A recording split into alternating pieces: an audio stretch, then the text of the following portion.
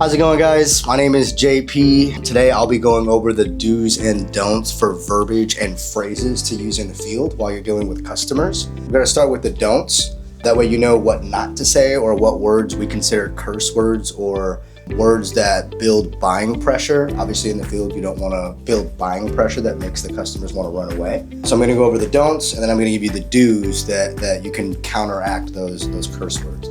So first one is contract, right? Nobody likes to hear the word contract.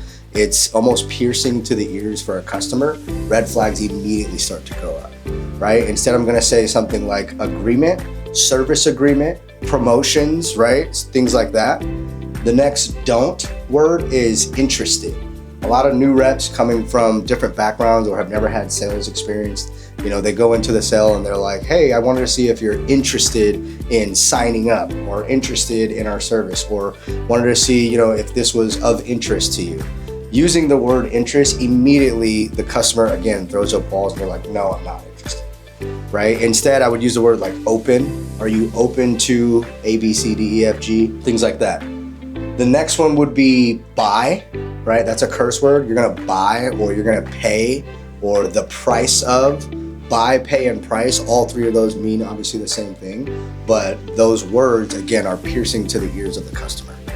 Automatically builds buying pressure. Instead of buy, pay, or price, I would say maybe take advantage of, right? Instead of buy, I'd say take advantage of. For pay, let's say they have to pay like taxes for cell phones. Instead of saying, hey, today you're gonna pay for taxes, I'm gonna say, today you'll just handle some taxes, right? You're gonna handle some taxes. You're gonna take care of some taxes. For price, right? So your total price is blank. That's a curse word, right? Immediate, sharp knives to the ears. Instead of price, I would say the amount. So your monthly amount is A, B, C, D, E, F, G.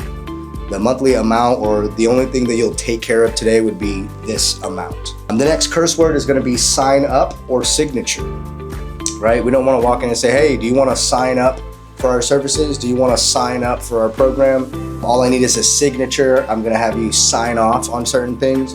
Those are all curse words. Again, red flags. You're going to get a bunch of questions when you use those types of words. So instead of sign up, we're going to say get this started, knock this out for you, begin the process, right? Things like that. Instead of signature, I'm going to say autograph. I'm going to need your autograph on a few things or approval. I'm gonna need your approval on a few things. I'm gonna need you to confirm a few things instead of sign off. A lot of new reps say, can I, or do you mind, or can we, which is a very permissive way of asking for something, right? We've all been taught and raised on a permissive status of asking for permission. A better way to do that is to assume the situation. So instead of can I or do you mind, let's go ahead and, or today we're going to. I feel like let's go ahead and is a really, really easy one to kind of go straight into whatever situation you're trying to get to. Another curse word would be cheap, right? Because we're able to beat a lot of people's prices, the word cheap can come off in a negative connotation, right? If I say the word cheap, you automatically think low value. So instead of the word cheap, I would say affordable, less expensive, right? We beat your current rate. Also, a part of the permissive language, right? If you want to, right? Sometimes we're trying to get a customer to see if they qualify or run a speed test or pull up their mobile provider app, right? If you want to, can you pull up your mobile app? Or if you want to, can we run a speed test?